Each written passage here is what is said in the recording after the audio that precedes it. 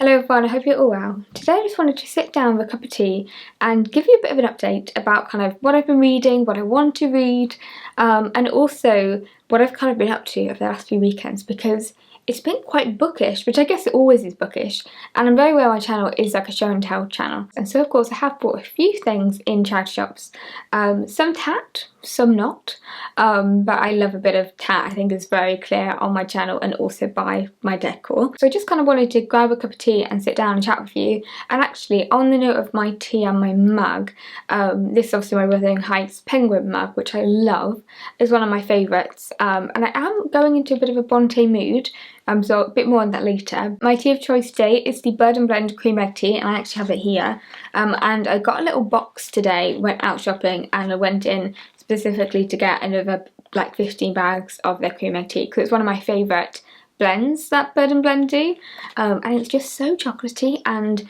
I love it so much. But I learnt my lesson, I think last year. I bought a massive bag of them, and I just never, however much I drink tea, I just never got through as much as I thought I would, and so now I'm just going back to the 15 tea bags, because that's just, it hits the right spot, or like it's the right amount for me. Now you've had a chance to grab a quick cup of tea, I will tell you about the books that I've recently been reading. The first one I've already done a video about, so many of you will probably know, but it was The Years by Virginia Woolf, which I actually really enjoyed. And I'm only sounding surprised because I thought I would not like it, because Virginia Woolf herself did not like this book. But I did not a whole video about this book, but it kind of was a love letter to Virginia Woolf, and that was my last video, so I'll put a link to it below, just because at the very end I do a book review of this book. And yeah, I'm still thinking about it a lot, and I'm still thinking about Virginia Woolf a lot as well. There are also going to be more Virginia Woolf, or a Virginia Woolf book in this video as well. I definitely think this is going to be one of my top reads of the year, and it's still only the beginning of the year, so my reading year is going quite well so far. And the book that I've just finished reading is Murder on the Orient Express by Agatha Christie, and I really enjoyed it. I also love this beautiful hardback edition of this train stuck in the snow. There's a few reasons I wanted to read this, but I think if you've watched the vlogs that I did over Christmas, I intended to read this over Christmas because of the snow and it being winter, and I did not do that, and I actually needed to read it. I had a bit of a deadline because on Friday night Ben and I went to see it as a play at the York Opera House, and I knew that I didn't want the play to be my first experience of the book and of this story, and I wanted to read it. And so I actually finished this book 15 minutes before we had to leave in order to get there on time, because I'm always running late. So even the 15 minutes was pushing it, and I kind of liked reading it like that, and it made me realise actually, like, the reason I read so much at university was because I guess it was like gamified, like I had deadlines for stuff. So I'm actually trying to give myself fun deadlines to do. So in a way, like, I wanted to finish reading The Years, talk about it in a video, and to kind of make things like from it and discuss it a little bit more. So now I've done this, I'm kind of like, obviously it is very short, and Agatha Christie is I'm hitting myself in the face with the book. Agatha Christie is obviously a page-turning writer, and I did not guess it. I did not guess it, and I feel like she took me down a few wrong lanes, and I just fell for it every single time. Also, really randomly, but reading this made me feel like my grandma, because she was a huge Agatha Christie fan, and I wish I was into Agatha Christie, and I've mentioned this before, I wish I'd have spoken to her about Agatha Christie, because we talked about books all the time, mainly like historical fiction, because I wasn't really into Agatha Christie until like 2 years ago. But she would read Agatha Christie like all the time. She would kind of start at the beginning, go all through them, and then finish and read them again. And she had favourite ones that she just keep going back to. I don't know which were her favourites though, and that's my mission to find out. But I literally got into bed the night before we went to see the play, and so I was like, I've just got to start reading it and I just need to finish it. Sitting in bed with like a bag, like a share bag of Maltesers, which as we all know is never a share bag. I'm an only child, nothing is ever a share bag. Just sitting, eating, literally throwing the Maltesers into our belly, crunching, just swallowing, whilst reading Agatha Christie. And whenever we would go and see my grandma, would always go and get her some Maltesers because she loved them, and I was like, oh my god, it's happened. Like, and I'm very proud to be like my grandma. I'm very chatty. The only difference is I do not have a Geordie accent. But yes, I felt very much connected to my grandma while reading this and eating Maltesers. I always find it really hard to talk about Agatha Christie because how do you talk about them without spoiling them, or without, yeah, kind of losing any of the joy of reading them? I just discovered how much pleasure I get through narratives like this, like classic mysteries, and I love actually just starting a book and just letting my mind go with it. And I love the involvement that I feel as well when I'm reading mystery, and I'm kind of thinking, oh, is it this person? Or, you know, and every time I'd put them down, I was like, oh, well, it's definitely him, definitely her. And then by the end, you're kind of like, yeah, just the calculations that you make in your mind. And I also loved Poirot. One thing I'll say about this, and I'll talk about the play, because I really loved Poirot. If you've read this, how Poirot is at the end of this book made me love him as a character even more. And so far I think I really like Miss Marple, but I think Poirot is like, I love him. But the end of this book made me respect Poirot even more than like was possible for me to respect a fictional detective. But when I went to see the play was amazing. And Ben didn't know the plot, didn't know who did it either, and he really enjoyed it. And on the stage they literally had a train carriage that would pull apart, and it was on a turnstile, so it would move, and the different sections you just see different characters in different places, and the way they did it was just completely and I was so intrigued of how they would do it, but the way they did it was just so masterfully done. The only thing I'll say though, and I think this has happened in other adaptations of this book as well, is that Poirot at the end of the play wasn't the same Poirot at the end of the book in terms of reaction and things, and I loved Poirot in the book. But I really am enjoying reading Agatha Christie. I'm going to try and figure out, I think one of my grandma's favourites was The Dead Man's Folly, and yeah, there was definitely another one, and so I'm going to try and find that out and then read them. But I'm enjoying going through my beautiful hardbacks and just falling in love with Agatha Christie, so I'm really glad that I finally read this, because this was on my like bucket list of books really. And it's weird that I kind of read it in spring, but I had a deadline and so I had to get it done. Leading on from reading Agatha Christie to kind of following in her footsteps, last weekend I went to a book fair in Harrogate. It was the Provincial Booksellers Fairs Association, I think that's it, but they did a book fair in Harrogate. They do them all over the country. I think the next one's either in Edinburgh, Cambridge, Oxford. They do them everywhere, and they have loads of booksellers selling kind of antique collectibles, just really beautiful books, and I did not click, even though having been to this hotel before, that the Old Swan Hotel in Harrogate is of course where Agatha Christie disappeared to, where she stayed when she disappeared in 1926 following I think an argument from her husband, and that disappearance is fascinating to me, and after like a manhunt, a nationwide kind of search for her, she was discovered at I think it was the Swan Hydropathic Spa in Harrogate, which is what it used to be called, and I didn't click until I was literally about to leave the hotel. One thing, how beautiful it was and how kind of like 1920s it looked. I turned around and there's a gold plaque for Agatha Christie there, for where she stayed, and it was just at the time when I was thinking about starting to read The Murder on the Orient Express that I was like, I have to, and it just kind of reignited a love for Agatha Christie that I have, just seeing the plaque there and just imagining her, and I was like, it's such a great idea of a novel, and I know there has been a novel of it. I think it's called The Christie Affair, which I haven't actually read, but I really enjoyed like Lucy Worsley's biography of Agatha Christie, which obviously talks about disappearance, but I'm like, there's something in there. There needs to be like a crime like set there. I love following in kind of like the writer's footsteps, and it's why I like going to so many literary houses, and I guess literary tourism, which is really what my channel I guess partly is. But of course the book fair had to be at the Old Swan Hotel. Where else could it be?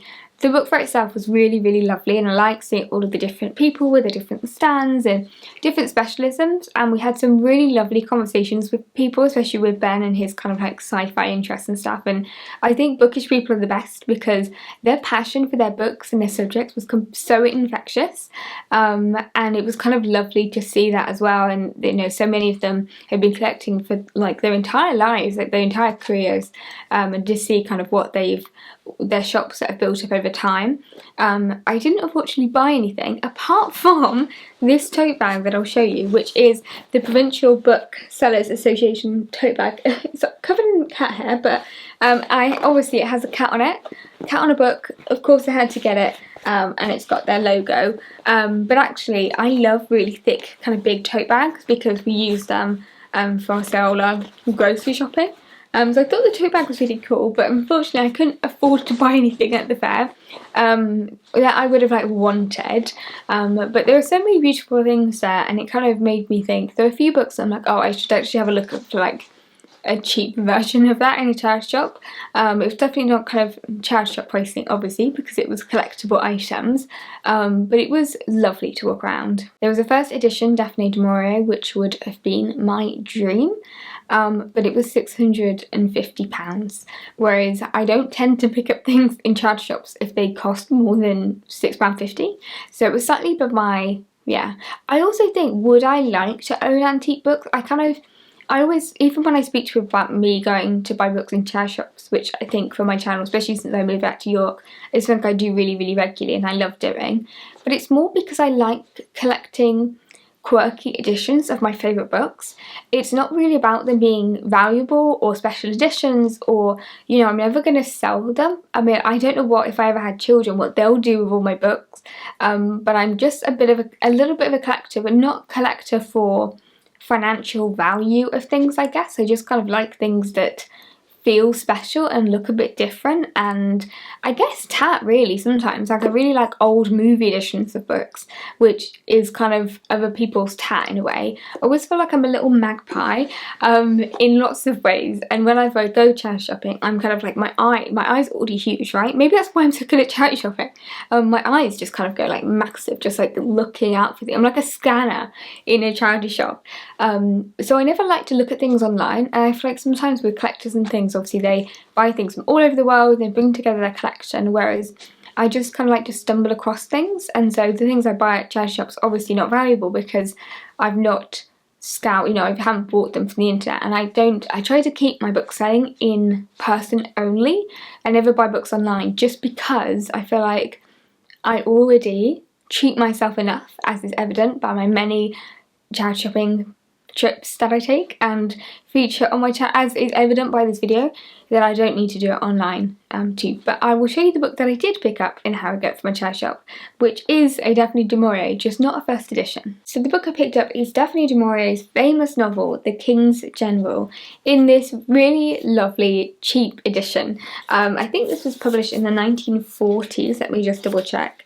I should have looked beforehand. 1951, this edition, so not a first edition. But I really love these cheap editions.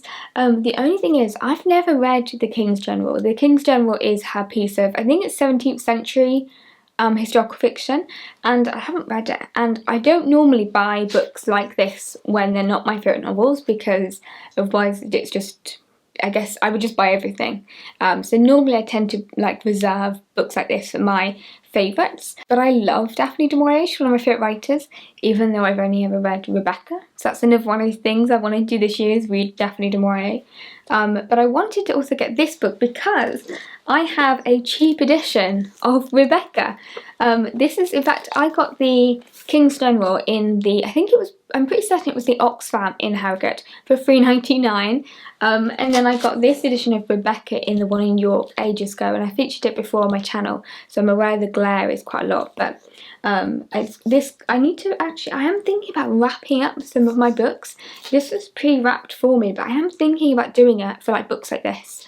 But then I'm like, I guess it doesn't really matter. I have actually bought a UV, like a screen for the top of my window, which will mean this room doesn't get quite as light during the day, but it just stops a really insane like light that I get at the very top, kind of going in and hitting my books. So I do think that might help them not get as faded as they did in our London flat. They actually got really quite faded. Anyway, I got sidetracked, so because of the glare I'll try and hold it in a particular way. This is a 1948 edition of Rebecca, and also has a really lovely inscription that I've talked about before, which is to Barbara on the occasion of your 15th birthday, with a very best wishes, mother and dad. Unfortunately, the King's Journal does not have a little kind of inscription, but maybe I'll write one, and so I'm really glad I found this. Before I move on to what I got up to this weekend, I thought I would just show you this book, Jane Austen Year, celebrating 250 years of Jane Austen, which was sent to me by the publishers Pitkin, I think, and obviously Jane Austen's house, who this book is in collaboration with. And this is such a beautiful, like, coffee table book, but it's kind of more than that. It is a book that goes through obviously the year, the months of the year, with the Jane Austen house at the centre, and also Jane Austen's life, told in letters, objects, portraits, films, just the story of Jane Austen and her work, but told also from the places that she lived, and in particular her house in Chawton. As soon as I started reading it, I just knew I had to show you, and this page I love. It's a patchwork that was made by Jane, Cassandra and their mother, and it says here, we know they were working on a quilt which may have been this one in May 1811, as Jane mentioned it in a letter to Cassandra. Have you remembered to collect pieces for the patchwork? We are now at a standstill, Friday 31st of May 1811. The fabric and the materials at Jane Austen's house, and also wallpaper, which is featured a lot obviously in this book, is one of my favourite things about Jane Austen's house. And if you haven't, in fact, here is a picture of like the yellow wallpaper, which I don't think you can really see. You might be able to tell a little bit. There's also one of the really beautiful green paper, which is like all restored from a fragment they found. Let me see if I can find the green paper. But if you haven't already, I have a full video on Jane Austen's house of me just kind of filming the whole place because I was obsessed with it. It's definitely one of my favourite literary houses I've ever been to. It's definitely up there. Here's the green paper with Jane's writing desk. Sorry, the book's quite big. And I really want this paper. I actually want to make this room green. I think I might paint my bookshelves green in a very Virginia Woolf way. But I just really love this book, and I knew that some of you would. But I have a full video of Jane Austen's house in Chawton if you'd like to go and have a look. And I also have a haul of everything I then bought at Jane Austen's house, which I think the haul is probably longer than the video about the house. But I just thought it was so beautiful, and I might try and stop now and not read any more, and then read it throughout the year, as the book was intended to do, I guess. Well, intended to be read, but I just thought this was so special, so thank you for sending it to me. And yeah, I just wanted to share it. Now moving on to this weekend, I thought this video would be very different because my original plans for this weekend was actually to go to IKEA to buy another bookshelf for me, because here I have one of their little Billy bookshelves, and I basically decided that I want another full-size one, mainly because I have quite a few hardbacks that do not fit here. At the moment, this little section here is my cloth bound classics and all of my like nice hardbacks. So like my folios, for example, actually don't have a place to go. I think I underestimated actually how many hardbacks I have, because I don't tend to read that many of them, but I have a lot, it turns out. But also one of my main reasons is this little bit here, so I'm really bad, I'm actually going to have to look at it. This becomes a stepping stool for the cats, and it's mainly Freya, who comes in, jumps on, but she doesn't need to jump on my mantelpiece, but she can just go straight onto that one, obviously, and then all the way up to the top of the bookshelf. And Branwell and Freya are not friends. They will sit away from each other, but Freya doesn't want Branwell to come near her, like come really close to her. She's just not a fan. And what Branwell likes to do, because Branwell obviously is obsessed with Freya, he loves following her up there, and then I have two cats at the top of the bookshelf that I can't reach. Kind of Freya's getting upset, and I've just decided that I just don't really want them to have access going up, and so I want another tall one, just because then I'm never worried about a cat fight happening. Not that we've had one yet, but I just don't want any cats jumping down from a height at any point in my life. if I can avoid that, which is pretty unavoidable, but I wanted to get a bookshelf. And just as we were about to leave home, you know, seatbelts were on, we were doing Google Maps, we realised, ready to take us to IKEA in Leeds, we realised that our car would never be big enough to have the IKEA bookshelf of dreams, or really anything, because our car's really small, and it's great for living in a city, and we love our car. It struggles up hills, but you know, it's small but mighty, not that mighty, but it's small.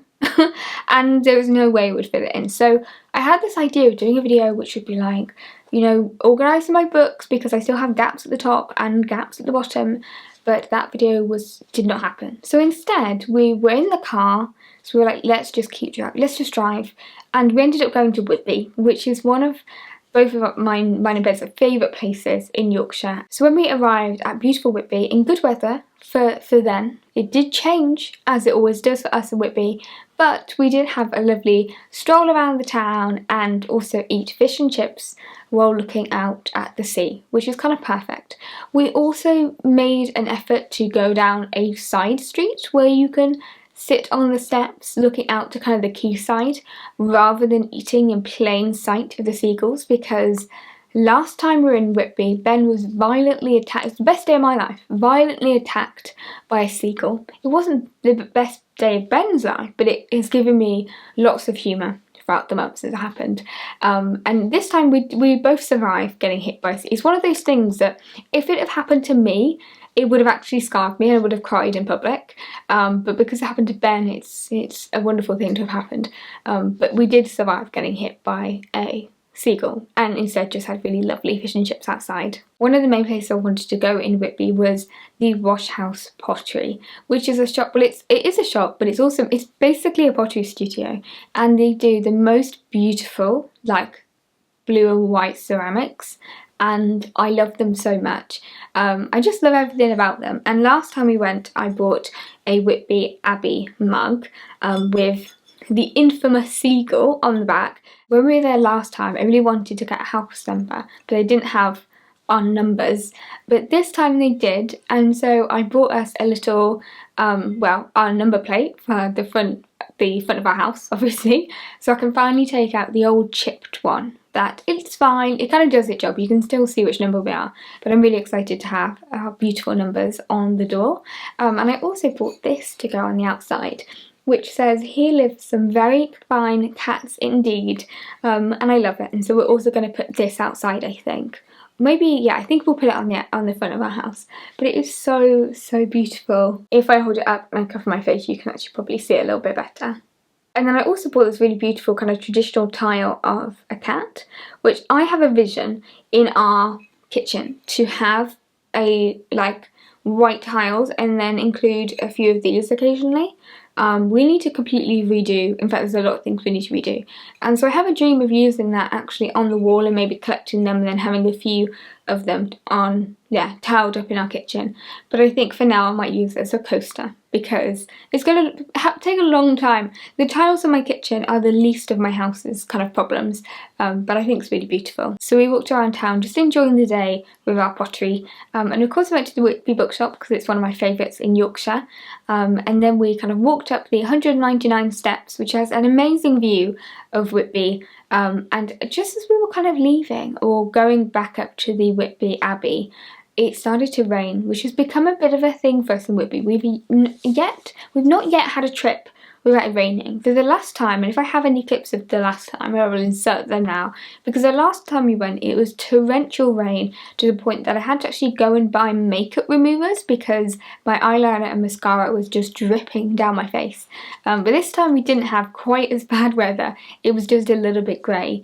But we headed up then to Whitby Abbey, which is obviously the Gothic inspiration behind Dracula by Bram Stoker. And I of course bought my copy of Dracula with me, which I actually did buy at the Whitby bookshop but last time, and I brought it with me just to kind of read a few sections and take a few pictures, because I feel like whenever there's a photo opportunity, I would have brought the book with me. When we got to the Abbey, because it slightly rained, it was just so atmospheric. The sun was kind of slightly setting and there were a few threatening clouds, and it just looked incredible. And so I kind of thank Henry VIII for the dissolution of the monasteries. It wouldn't probably look so great if it wasn't a wreck, I guess.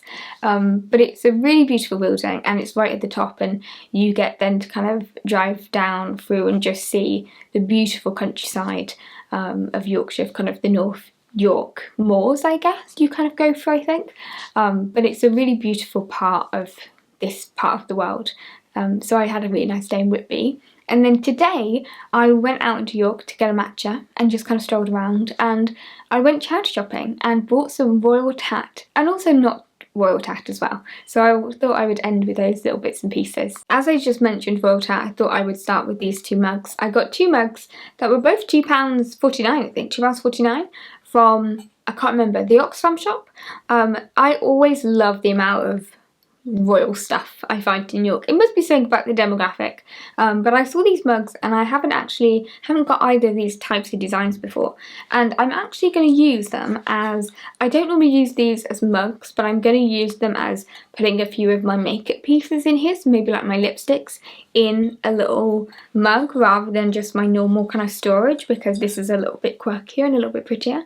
And so I'm really chuffed with these for, like, you know, £5. I think it's a bargain in my mind. Now we'll move on to the two books I bought, and then also my kind of future reading plans. The first book that I bought is A Haunted House by Virginia Woolf in this really beautiful edition that I love. This is a collection of short stories by Virginia Woolf, which actually was collated by Leonard Woolf after Virginia Woolf's death, and it includes most of the stories in her Monday or Tuesday collection, but also includes a few extras. So like there's a new dress in here, which is also in Mrs. Dalloway's Party as an example, and a few kind of unpublished works as well that she didn't finish editing, and that Leonard Woolf says in his introduction that he knows she would have done more work on. And for some reason, this is one of the, I love Leonard Woolf's forewords. I love Leonard Woolf actually as a writer. Leonard Woolf writing about Virginia Woolf is one of my favourite things. I love it. And actually the preface to this collection, it really moves me. I think it's the respect in which he writes about Virginia Woolf and wanting to respect what she would have wanted. I just find so beautiful. And I think there's loads of questions over their relationship, but that is love. Like, however you look at it, it doesn't matter if it was romantic or anything. Like, that is love. There are two stories in Monday, Tuesday that aren't in here. I know that she had decided not to include the first, and I'm practically certain that she would have not have included the second. And even though I know it's just such a mundane thing for an explanation, he just knew her so well. I don't know why I get so moved by it, but I really do. The first story is, of course, A Haunted House, and actually I really like the start of A Haunted House. It says, whatever hour you woke, there was a door shutting. From room to room they went, hand in hand, lifting here, opening there, making sure. A ghostly couple. I've always really liked that. So that's A Haunted House. And the second book I feel like is just really quite a find, and it is Elizabeth Gaskell's The Life of Charlotte Brontë in a folio edition. It does come with a slipcase, but I don't know if I'm going to keep the slipcase, because actually the book is obviously in better condition than the slipcase. Of course it is, that's why you have a slipcase, but I might take it off because I actually just really like the way it looks.